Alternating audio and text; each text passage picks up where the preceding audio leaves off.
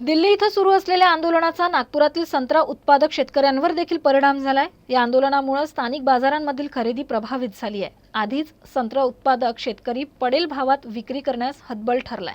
त्यातही मालाला उठाव नसल्याने त्याच्या चिंतेत वाढ झाली आहे। जर हे आंदोलन आणखीन लांबलं तर त्याचे दूरगामी विपरीत परिणाम होणार आहे। जरी या आंदोलनाला शेतकऱ्यांचा पाठिंबा आहे, मात्र लहान शेतकऱ्यांची झळ बसत आहे। पाहुयात दिल्ली येथील आंदोलनाचा संत्रा उत्पादकांवर होणाऱ्या परिणामाबाबत एक विशेष वृत्तांत। नागपूर आणि आसपासच्या परिसरातील संत्रा उत्पादक सध्या चिंतित आहे। ही समस्या यंदाची नाहीये, मात्र यंदा यात आणखीन भर पडली आहे। उत्पादित मालाला भाव नाही आणि दिल्लीत सुरू शेतकरी आंदोलनामुळे देशाच्या उत्तरी भागात पाठवण्यात येणारा संत्र देशाच्या उत्तरी भागात संत्रा जात नाहीये। यामुळे संत्र्याचे दर घसरले। देशाच्या इतर भागात संत्रा पाठवणाऱ्या शेतकऱ्यांची स्थिती आणखीनच कठीण आहे। वैसे देखा जाए तो विदर्भ में ये जो 4 जिले हैं, नागपुर, अमरावती, वर्धा और यहाँ से लगा हुआ मध्य प्रदेश का छिंदवाड़ा जिला, ये 4 जिलों में बहुत अच्छे क्वालिटी का संतरा निर्माण होता है। लेकिन हम लोग इस साल संतरे के काश्तकार बहुत संकट में आ गए। संतरा जब बाज़ार में आया 2 महीना पूर्व, तभी से इसका रेट बहुत नीचे चल रहा है।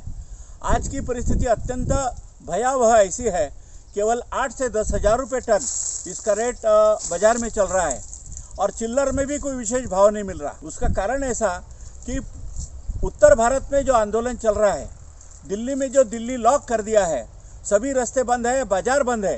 कहने के लिए केवल दिल्ली का मार्केट चालू है, लेकिन वो कहने मात्र है।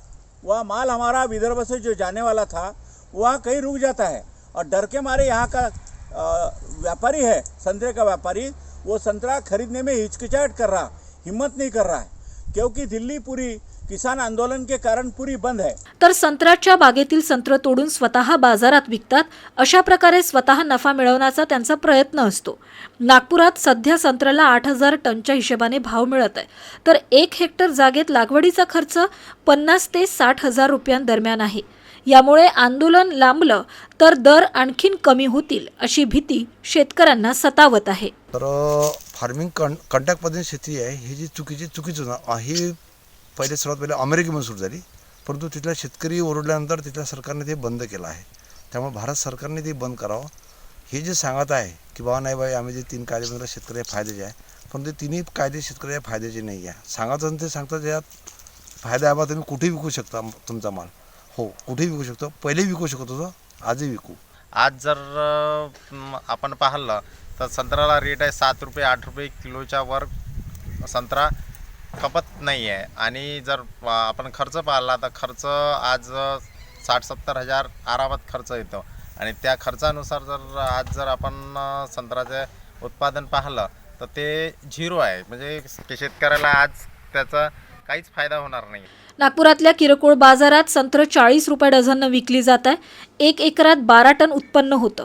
अशात लागवडीचा खर्च आणि उत्पन्न यात मोठी तफावत दिसून येते। या समस्या तर शेतकऱ्यांच्या आहेत, मात्र अडतीयांच्या अडचणी आणखीन वेगळ्या आहेत। कळमना बाजारातून संत्रा खरेदी करून दिल्ली, हरियाणा, पंजाब यासह देशाच्या इतर भागात संत्री पाठवतात, मात्र सध्या संत्र्याचे दर आणि मागणी देखील कमी झाली आहे। दिल्लीत सुरू शेतकरी आंदोलनाला शेतकऱ्यांचं समर्थन आहे, मात्र ऐन हंगामात हे आंदोलन सुरू असल्यानं साऱ्यांची स्थिती बिकट आहे। एकतर संत्र्यांची आधारभूत किंमत ठरलेली आणि फ्रूट प्रोसेसिंग युनिट देखील नाही, यामुळे शेतकऱ्यांना मोठा फटका बसलाय।